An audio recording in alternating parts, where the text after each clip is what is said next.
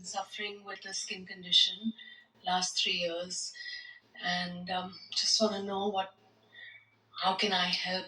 Well, that's a tough one, because once something has manifested, it's hard not to notice it.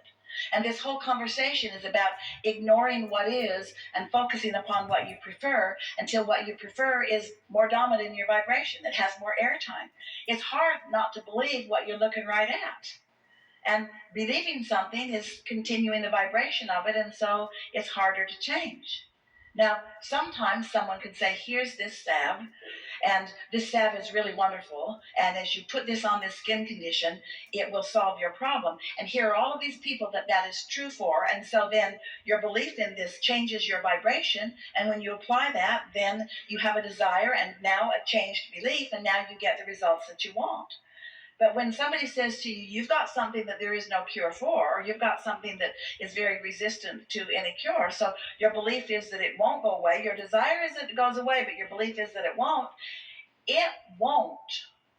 Now, it could be that you could get your desire amped up enough that you could override a belief, but oh, that's such a tug of war. That will bring you remedy after remedy that doesn't work, and more frustration. And so this is what we want you to hear from us first. Maybe even tell your friend. You cannot get there from there. Now that sounds terrible. That doesn't sound like something that Abraham would even say. You can't get there from there. But hear us. Vibrationally, you cannot get there from there. You can get the remedy that you want, but vibrationally, if you're looking at what is, and what is causing you to offer a vibration, and you're offering a vibration that is your point of attraction, you've got to offer a different vibration. Then that's the obvious question. How do I offer a different vibration when this is such a big part of my experience? How do I feel prosperous when I can't pay my bills? How do I feel prosperous when they took my car away yesterday? How do I feel in love when my lover left or my lover never came? How do you feel what isn't? This is the big question. We don't know. You have to find something that gives you satisfaction where you are. We've written so many books with so many processes, and many of the processes help. They help you shift the way you think about things.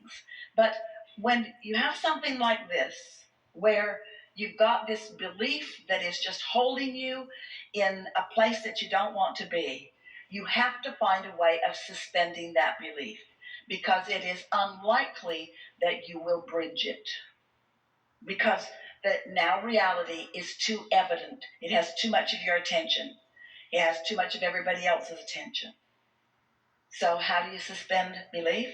By suspending all thought. And how do you suspend all thought? By quieting your mind. And how do you quiet your mind? By focusing on something that requires a little thought, but doesn't think about that, until there's satisfaction in actually getting into the rhythm. Can you hear in this room? Listen. Hear it? That'd be a good thing to focus on if you're meditating, because it's steady, boring, but it's evident. It is something you could focus on. It's steady. I can hear it. Did it get louder for you?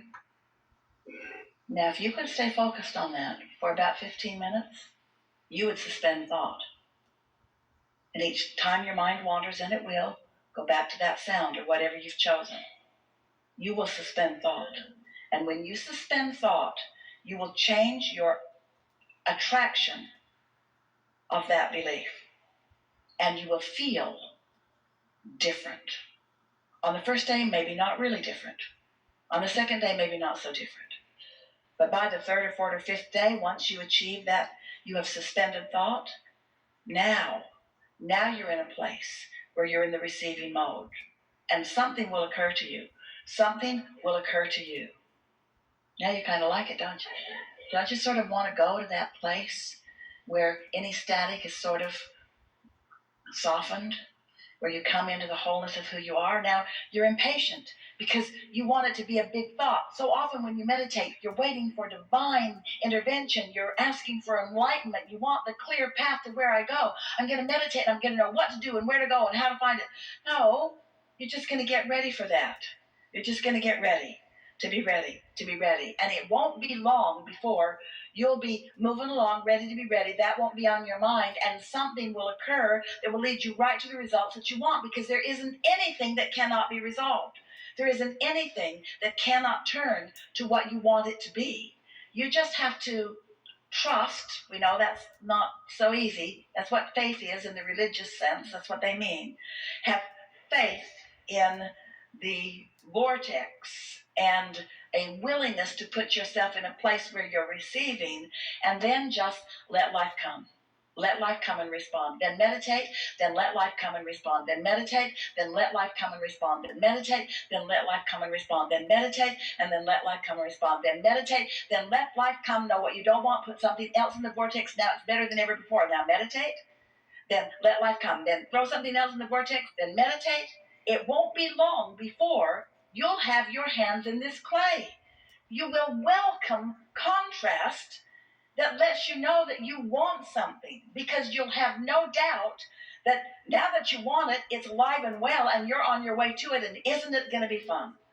Because adventure is what you want, as long as you can be certain that you will have satisfaction in the adventure. And it is our promise to you that you will. Helpful? So what do you say to your friend? Don't think about it. Well, she's not going to be able to not think about it. You got to give her the whole story here.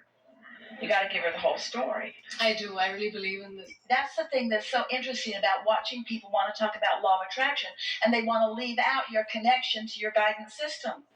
Well, if you leave out your connection to your guidance system, then you're leaving out vibration. And if you're leaving out vibration, how could you ever understand attraction? When you set your radio dial for 101, you're not going to hear what's being broadcast on 98.7. In other words, the frequencies have to match up, and this is the way you line up your frequencies.